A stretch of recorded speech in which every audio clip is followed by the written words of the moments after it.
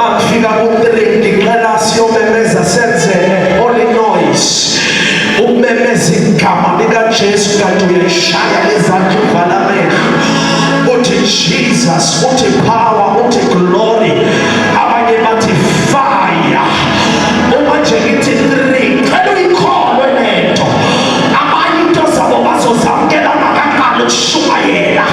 Uyabona ke namhlanje ntambama ngqotshelwe wena. Izulu liqhobele wena. Le meko yakho God has anointed me for yona. Zizoguquka izinto. Cela umemeze, cela nje umeredi. Nawe keyboardist uzohamba nami. Nane emayikhini, cela ubambe imayikhi thiyo. Kunezinto ezizokwenzeka. Ngizobala ngithi 1, mangithi 3, shaya izandla umemeze uvala amehlo. Abanye izinto ezigijimayo esiswini, abanye ezigijima emahlombe abo, abanye kunezinto nje abazizwa ukuthi ziyaphila ezinye zivuka ebusuku. Abanye amaphela khona baba balishona ilanga, kodwa kunengalo kaJehova entambama ezobamba leyo nto, izosha, izophelelwa umoya, izosuffocate. Uyayibona le headache yeminyaka izophelelwa ngamandla kemanje. Get ready. Get ready. Get ready. Vala amehlo akho. Get ready. I say 1. Ufuna umemeze njengoBartimayo abamthulisa bathi shut up, you are making noise. And I say 2. Cela ukuzwa ndoda, cela ukuzwa. Vala amehlo akho. Abanye njengoba ngikhuluma ikalini yabathinta into yamazulu. Mama ngqotshelwe wena entambama. Get ready somebody. And I say 3 memeza. Jesus. Fire.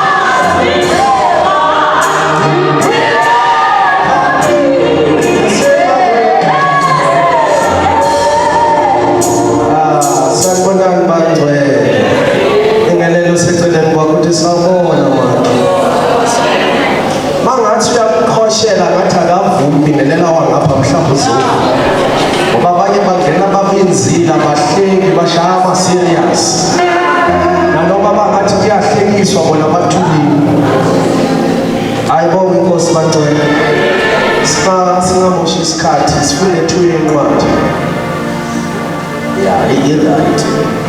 Jesus. Mark chapter 3. Exodus chapter 10. Asithalela kuMark. Buku ya Amareka.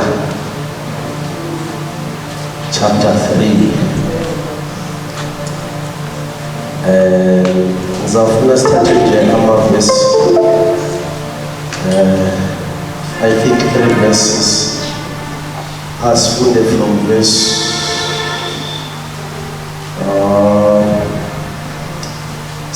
from verse 24 to 27. But if you are highlighter, the message here is about verse 27. But for understanding, as Kalemu 24. Noma sikathala ku 23. Ngicela nje msinya oyitholela sifundele bazalwane. Verse 23. Applies. Wayesebabiza wakhuluma kubo ngemfanekiso ethi uSathane angakhipha kanjani uSathane na uma umbuso wehlukene wodwa ku lowo mbuso ungene nendlu uma yehlukene yodwa leyo ndlu ayizukuma noSathane uma ezivukela yena ahlukane akanakuma kepha uyaphela yebo akakho ongangena endlini yesikhwaga aphange impahla yaso uma engabophi kukala isikhwaga adukuba aphange indlu yaso. Ngesiswati Mark chapter 3 verse 23.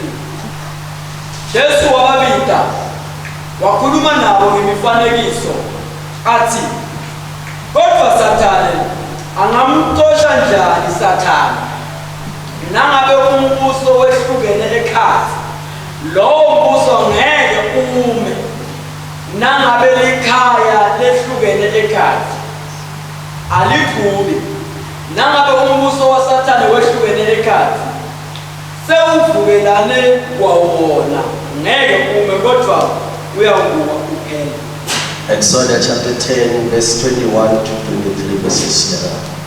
Tell us. Exodus chapter 10 verse 21, 22 or 23. 21, 22, 23. UJehova wayesethi kuMose, "Yelula isandla sakho ngasezulwini, ukuba kube khona ubumnyama ezweni laseGibhithe, obuphatheka ngesandla." UMose wayeselula isandla sakhe ngasezulwini, kwaba khona isigayegaye esinzima ezweni lonke laseGibhithe izinsuku ezintathu.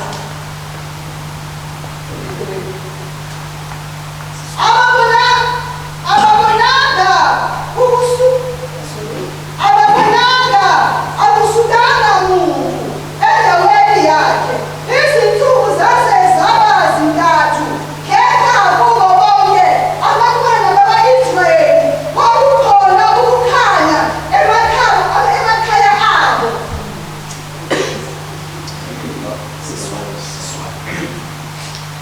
Simakaze wakhuluma kuMose wathi phakamisela isandla sakho etulo esibhakabhakeni khona kutewuba nebumnyama lobuthintekako eveni lonke laseGibhithe. Mose waphakamisa isandla sakhe etulo esibhakabhakeni kwaba nebumnyama lobulicinsi lokusibekela lonke live laseGibhithe emalanga lamathathu. EmaGibhithe ehluleka ukubonana futhi kwabade umuntu lowase waphuma lapho ahlala khona kulawo malanga lamathathu. Kodwa ema-Israyeli abele kukhanya lapho abehleli khona. Sithandaze baba izwi lakho liyamfika, sicela usiphilise ngalo wonke umphefumulo wethu. Jesu Kristu adunyiswe nasekhaya ezulwini. Vula amehlo kamoya, izindebe zikamoya, qinisa inyawo zethu ezweni lakho, sifihle emacebeni kaJesu, sikhulume lonke iqiniso elivela kuwe, sinikeze udumo lonke advance for everything that you are going to do tonight for the glory of your name. Father, we humble ourselves. In our lives, in Jesus' mighty name. Amen. Amen.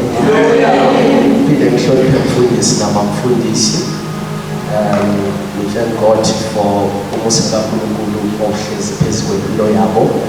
together the leadership yebandla esebenza nabo ukuthi sibe khona namhlanje ngegama likaJesu. Amen. Siyabonga uNkulunkulu nanenkonzo sibe nayo emini.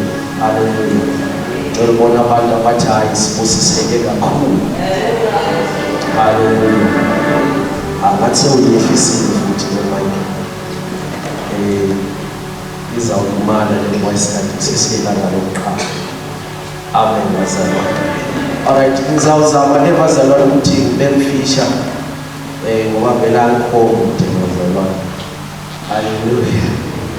Amen. Hloniphani incebo zikaNkulunkulu mazikhona phakathi ngegama likaJesu. Amen. Uma ufunda iBhayibheli, ngicela nje ubambe kancane uzawungena masingaqhubeka. Ukuphuma kuka-Israyeli eGibhithe, I want your attention kakhulu. Kwakuyinto engekho lula njengokuthi uNkulunkulu athi hambe ukukhipha abantwana babo eGibhithe.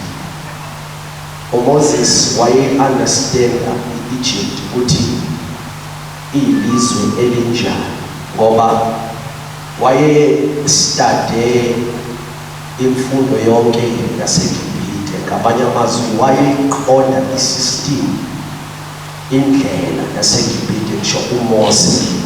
And uNkulunkulu wakhetha yena ukuthi makube nguye owenza ukuthi u-Israyeli makaphume eGibhithe. Uma silifunda iBhayibheli lisifundisa ukuthi zaziningi iy'thixo eGibhithe.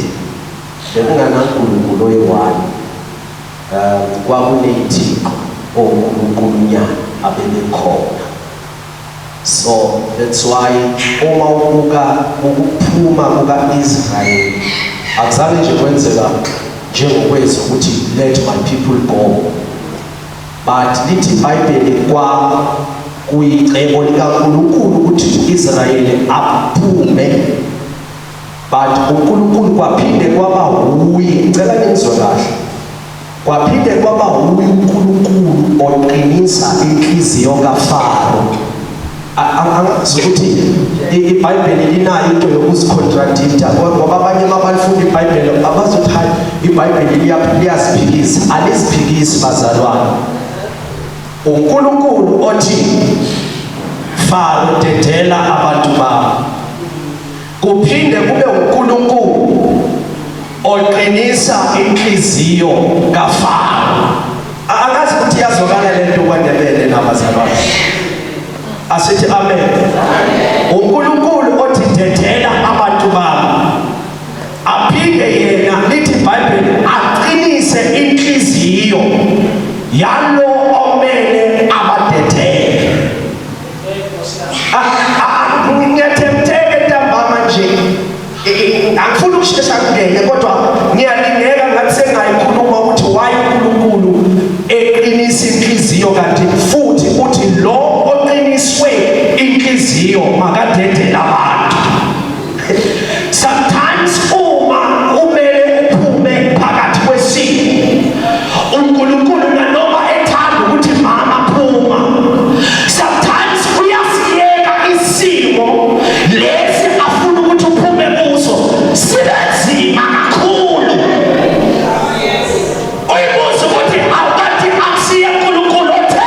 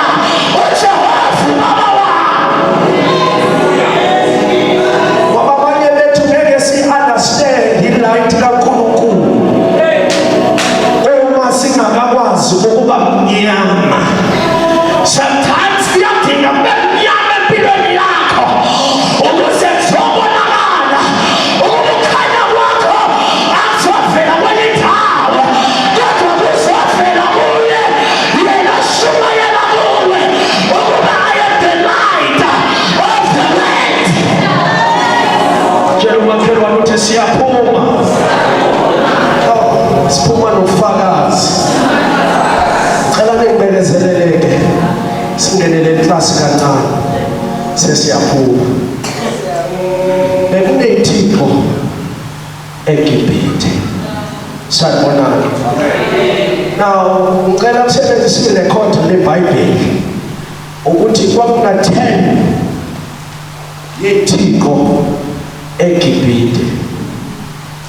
Uma ungalifunda iBhayibheli lakho, kungenzeka ungayitholi lethiko engizokhuluma ngazo, kodwa uma ulistada iBhayibheli ulandela lemibhalo, ulandela lento yaseGibhithe, uzoyithola lethiko.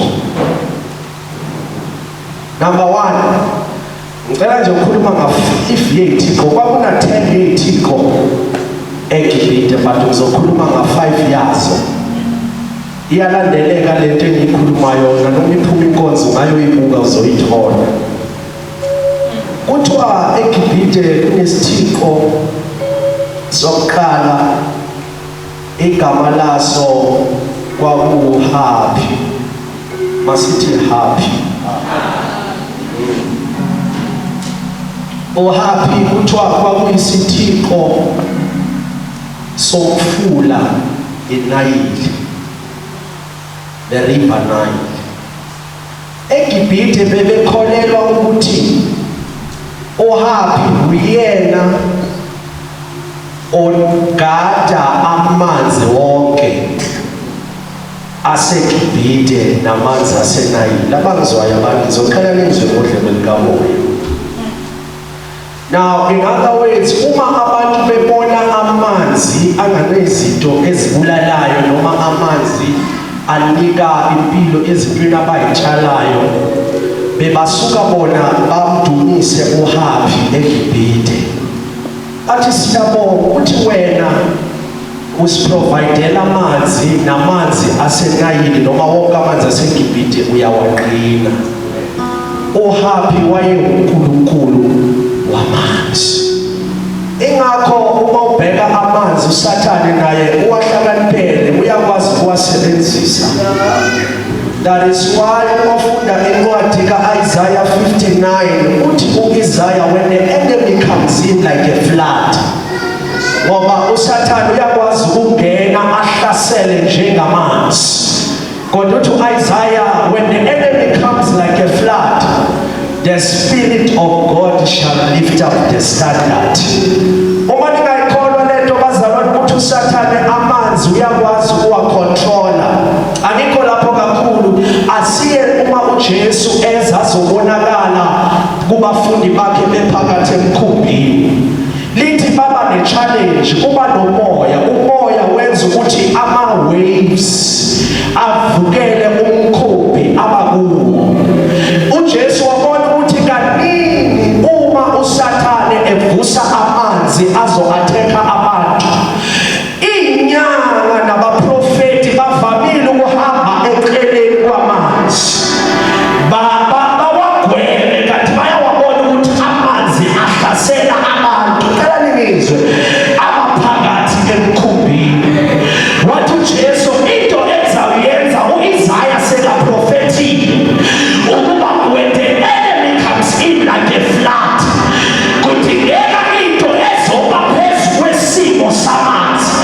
Wathi uJesu, uma inyanga zigeka, mina ngizovela ngihamba phezu kwamanzi. Inyanga ziyageka, kodwa le ndoda ihamba phezu kwamanzi, ngoba kudingeka phakame.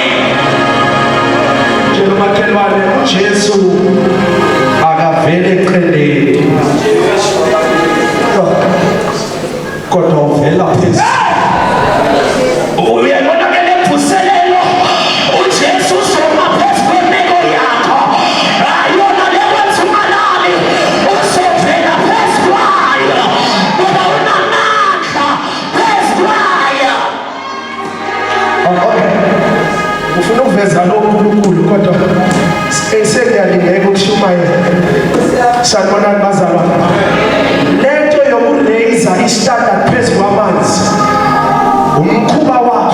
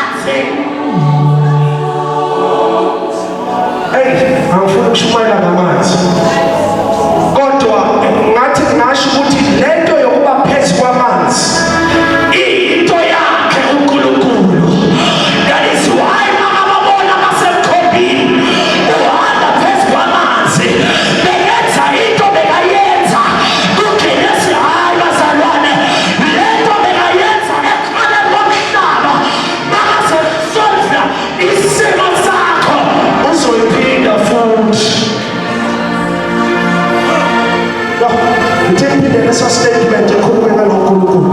Ngithi mina into uma wena uphakathi kwesimo le yanto ayenze makaqala umhlaba ujwayele uvamile uNkulunkulu ukuthi ayenze ayisebenzise. Wahamba phezu kwamanzi ngoba amanzi ayabavukela emkhombeni. Uyakhumbula uma umhlaba ungakasibumbeke wakhuluma izwi. Leya ndoda igulelwa i-70 yayo ekhaya wasebenzisa izwi. Ngoba makasolungisa imeko yakho uvamile kuyela ekuqaleni ngoba he's the Alpha and the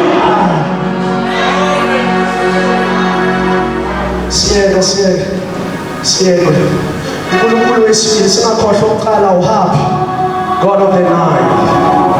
Number 2, uNkulunkulu owayekhonzwa eGibhite owesibili kuthiwa uHeket. Bani uyoyisearcha lento ngoba ngathi umfundisi ukhuluma ngento engekho. Uyoyisearcha lento ukuthi ayikho la. Masithi Heket. uHeket but it was a goddess bekuyisithixo somfazi. Wayenama breast kodwa inhloko yakhe uma bazothixo baseGibhite ikhanda lakhe uHeket wayenekhanda lesiqoqo. Sibona Kwamhlanga wayenekhanda lakhe eselesele a frog. Babekholwa ke ukuthi uNkulunkulu wenzalo ukwenza ukuthi izinto zezalane zibe khona zibe ziningelwa. Sidlule lapho. uNkulunkulu wesithathu owayekhonzwe eGibhite kuthiwa uGeb. Masithi Geb. Asidlule lapho. Owesine uNkulunkulu waseGibhite bebathi uKhepri noma Khepri. Masithi Khepri. Yeah. Bekuthiwa is a God of creation. uNkulunkulu wemvelo wendalo. Yonke into bebayibona bebakholelwa ukuthi ivela kuGeb. uKhepri na owesihlanu engizovala ngaye uRa. Masithi uRa. Hayi manje singahluleka ukusho ukuthi uRa. Masithi Ra. Nimbekezelele bazalwane ngiyacela just making a foundation. uNkulunkulu uzasinceda. uRa cela ukuthatha uRa. Laba abanye uNkulunkulu uzasinceda uma ivuselele ihamba mhlambe sizawuphinda sibuye kubo kodwa ngigijime kuloko uNkulunkulu akubekile. uRa bekabizwa ukuthi is the Sun God. Masithi Sun God. uNkulunkulu welanga. uNkulunkulu bebakholwa ukuthi ilanga livezwa uRa. Amanye amazwi balishisa ilanga eGibhite bebangathi uNkulunkulu ukhiphe ilanga kodwa bebathi uRa uyasishisa ngelanga. That's why eGibhite lithi mina kunethixo yonke into yayithandazwa eGibhite. In other words bebavuka ababheka ilanga baliphuma bathi uRa uyasithanda usikhiphela lelanga ngoba ilanga abantu abatshalayo bayazi ukuthi linika impilo kulezinto abazitshalile. Ngamanye amazwi uma batshala abantu bevuna eGibhite bebathi uRa usinikeza ukudla because bebakholelwa ukuthi lo Nkulunkulu lona uyena obakhiphela ilanga, uyena obashisela ngelanga. Sanibonani bazalwane. Usibeke sikhohlwe lethixo zi5. Hello.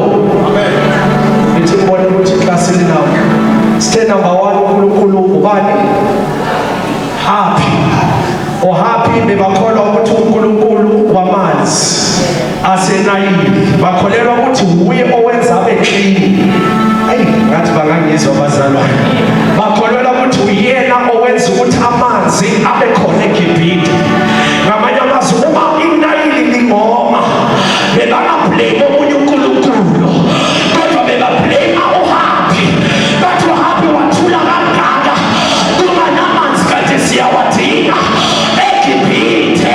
So uHabi wayeNkulunkulu wamanzi. Owesithuko sithe uHekhet onesithiko onenhloko yani siyakhona bazalwane siyakhona lenhloko yani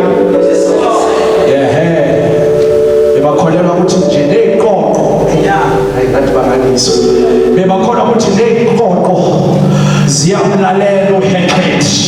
Sanibonani bazalwane. Sithe uNkulunkulu wesi-3 ubani ugebe. Sathi number 4 ubani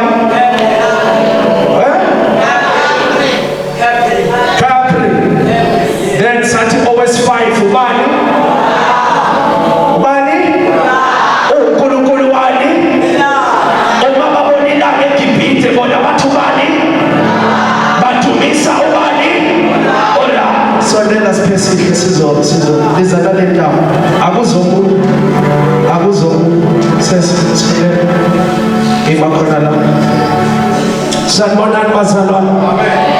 Sanibonani Ntambama. Cela ubophe usisi ubophe inyawo nezandla.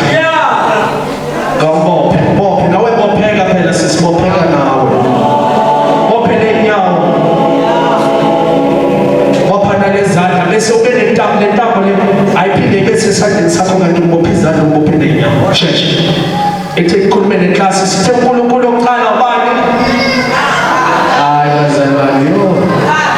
Sithe uHabi uNkulunkulu wani wamanzi. Sathi number 2 ubani? Hekhet uNkulunkulu wefertility wenzalo ukuzalisa. Onenhloko yani? Hayi ungakhohlwa phela kusasa ngizonibisa one by one. Number 3 ubani? Ugebe. Number 4 ubani?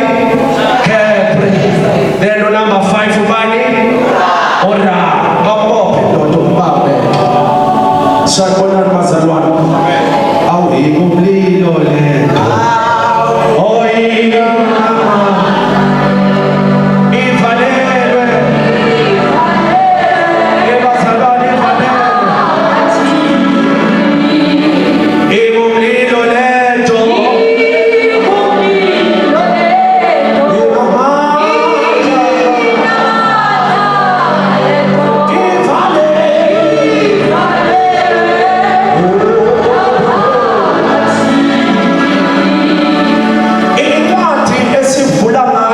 Sizoqonda lezincwadi eziyithula.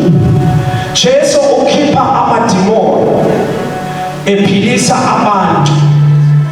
uSathane ngabaFarisi wabona ukuthi le ndoda kayimiseki iyaqhubeka ukukhipha amadimoni. Lithi baza nesinye istory ngoba uSathane mawucoba la uvuka ngesinye istory. Wathi uqondo ngesishintshe indaba ngoba uyawakhipha amadimoni. Bathi ngcono sigcwalise indaba yokuthi ukhipha amadimoni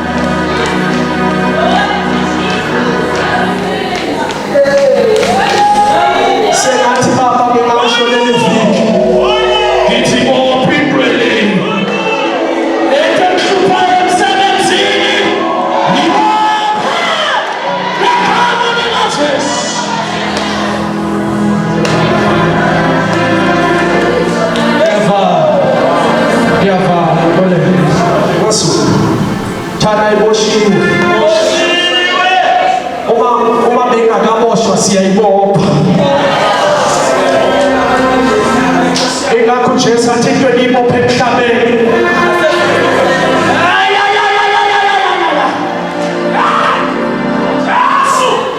yazi kunabantu kunabantu before bakhululwe kunezinto ezivele ziqale zibona. Sinjalo thina before siphume eGibhithe, before siye eKhanani kufuneka kube ney'thixo uJehova ayibophe iy'nyawo ayibophe nezandla. Abanendlebe bayabizwa. Mama before uphuma wena kuney'thixo edinga ziqale ziboshwe, kuney'qhwade edinga kuqala ziboshwe. Ngithe ngithathe nje 3 kulezi engikhulume ngazo. Ngithe uhambe uNkulunkulu wamanzi, uNkulunkulu wenza ngabomu kuthi inhliziyo kaFaro iqine, kanti uJehova akasaqondanga kuFaro. Hayi abamizwe ndaba. Kanti uyikhondise kuHapi. Hayi mana abamizwe abantu. Sometimes isimo siyaba nzima, kanti uJehova udila nesikhwakha. Wathi uNkulunkulu kuMoses, Moses thatha induku. Hayi man, leya nduku leyanto. Wathi stretch it over the river Nile. Litha amanzi aseNayili ashintsha aba yigazi. Kanti uJehova ukhuluma noHapi athi wena sithixo samanzi, stopha namanzi angabi igazi. Bathi for 7 days amanzi aba yigazi. Kanti uNkulunkulu ngibule ubopha isikhwakha.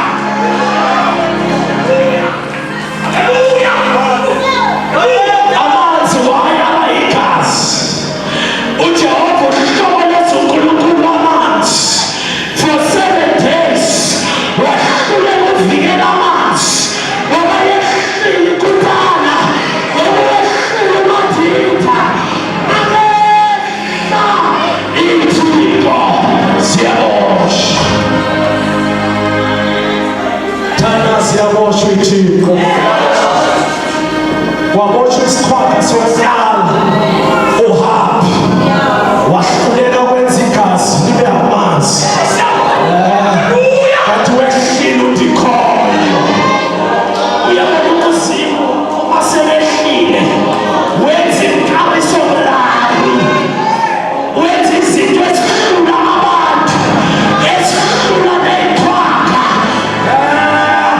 Bangakwazi ukufa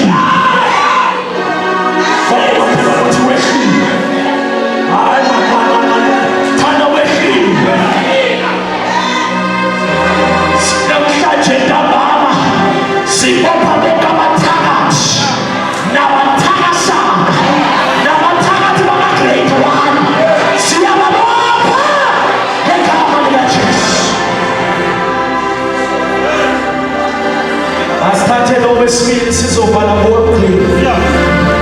Owesibili uhekhethe. Unehlobo yesikolo. Undikhona ngehla. Uthixo wathi uyele nayidle. Wasebenzisa yona le yanduke besikhuluma ngayo. Lithi kwanqiko. Ekamereni isiqoqo. Efrijini isiqoqo. Ewardrobe isiqoqo. Ebhodweni isiqoqo. Bengibuza abamfundi iBhayibheli. Athi uThixo why avumela nje ukugcwala iziqoqo. Hayi kunesithiko. Sesiqoqo. Sinenhlobo yesiqoqo. Nakafikile uJehova.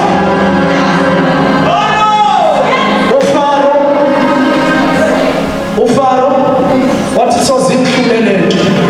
Wathi nathi siyazi induku. Amen. Lithi iBhayibheli abathakashana bakhe nabo baveza iziqoqo. Kwabonakala ngathi into kaJehova iyakwazi ukukopishela ngathi ayinawo amandla. Sometimes uNkulunkulu makafuna ukuhlula inkunzi uyayivumela inkunzi ibe inkunzi kanti yena uyinkunzi yenkunzi. Kude maningi when power meets power, there is a power raised to power. Lithi iBhayibheli bona mabenza leziqoqo zabo balilisa leziya bekuhaphu wavese wahlala instead yokuba zisuke iziqoqo zavele zanda iziqoqo. Uyabona uSathane makathi usolva inkinga uyakwazi ukususa inkinga amade enye inkinga Nkosi yami ezokuhlupha kudlula le ohlangene nayo. uThixo wanikezwa isikhathi ukuhamba sekabopheka izandla. Uyahluleka ukuyikhipha iqoqo. Uyazandisa iqoqo. Yindoda eziwa imvelo. Yindoda elalelwa nangamanzi. Yindoda asikhulelana. Bakwanza iqoqo nje uThixo bekabopha ubani uhekhethe. Waboshwa nezandla. Kunezinto ezithunyelwayo endlini wakho. Namhlanje ntambama ziyaboshwa. Phela. Lokhu kufakaza ukuthi le iy'lwane ziyasetshenziswa. Sathane wavela nenyoka e-Edeni. That is why bayakwazi ukuthatha ley'lwane bayithumele kuwe. Kodwa inyama enkulu ikhona la. Uyabona khona uJehova. Abalwa nawe balwa noNkulunkulu wakho. Tshela umakhelwane siboshiwe isikhwama. Hayi sifuna sivala masuku. Funa sivala. Konje nokugcina ubani? Uraba. Sivala naye ntambama. Uthiwa eGibhithe uma kuza lesiphetho lesi esifunde ngaso kule ncwadi sesiyafana.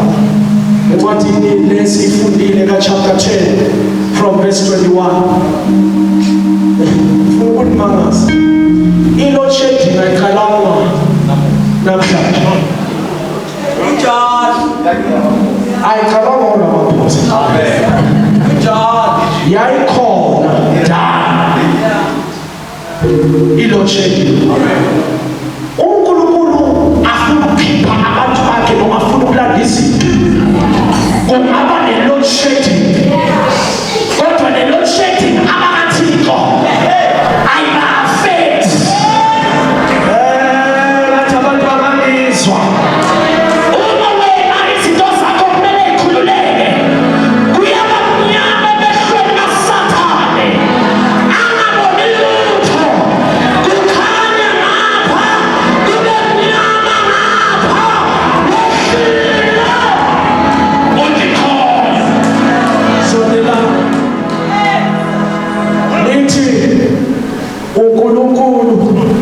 wenza ukuthi for 3 days kwaba ne-load shedding eGibhithe.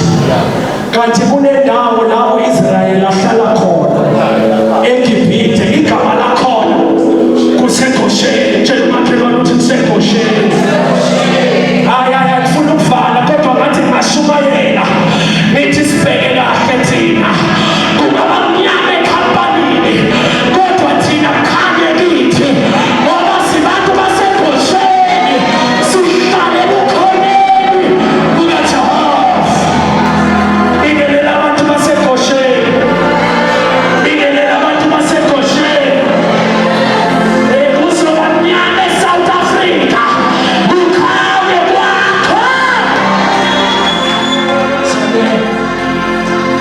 Kunesithixo kuthiwa uRa. uRa abantu bakholelwa ukuthi uyena okhanyisa ilanga. Kodwa manje ehlile umthaka wezinsuku, uRa uboshwa inyawo, uboshwa nezandla. Lithi for 3 days uRa wahluleka ukuvela, beka yehlile ngonyama, wehlile umadida.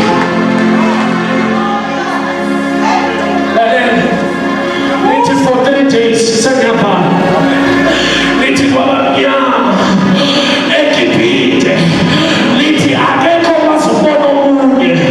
Lithi ubumnyama bakhona bufana nengubo, uyakwazi ukuphatha ngoba wehlile udikhoyo for 3 days.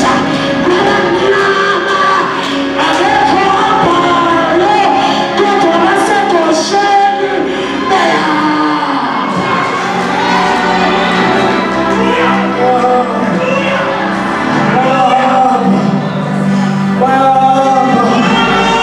Bayahamba baseGosheni. Abanye abakwazi ukuhamba kodwa baseGosheni ziyahamba into zabo. Abalonawe akhange lutho. Cela ukuvala. Okwenzekayo azophuma. Uyakhumbula uma beka umfula, the Red Sea. Lithi mabeqile uFaro naye wagena ngey'nqola. uJehova wabona ukuthi uma ngayela ley'nqola uzobathola. Lithi uJehova wakhipha amavila ley'nqola. Uyabona entambama sikhipha amavila wabathathe ngegama likaJesu. Sikhipha amavila yezinto esifuna ukuku-overtake. Sithi Jehova yenza kube mnyama.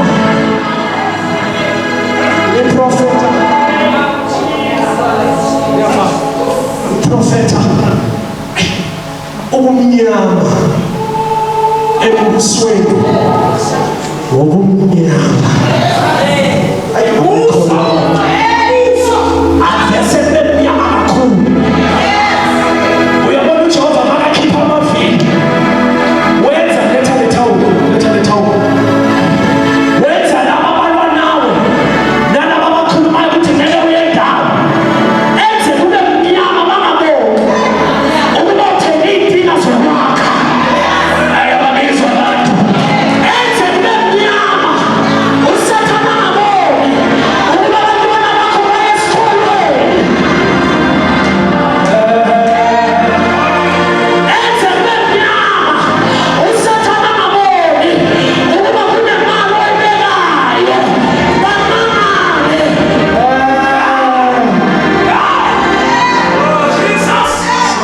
Siyava.